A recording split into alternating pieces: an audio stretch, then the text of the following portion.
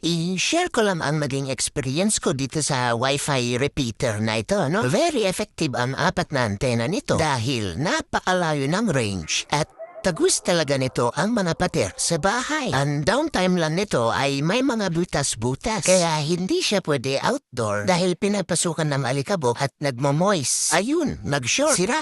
Kaya naman, bumili ako nitong ibang design. Right from the box, ang Wi-Fi repeater at ang kanyang manual. Napaka-compact at lightweight ng design. Kumpara dun sa isa ay masasabi kong mas secure dito pang outdoor dahil wala itong butas-butas at wala ding bulky antenna. So let's go at subukan na natin. Ayan na nga at meron ng power. I-connect na natin ngayon sa ating Wi-Fi.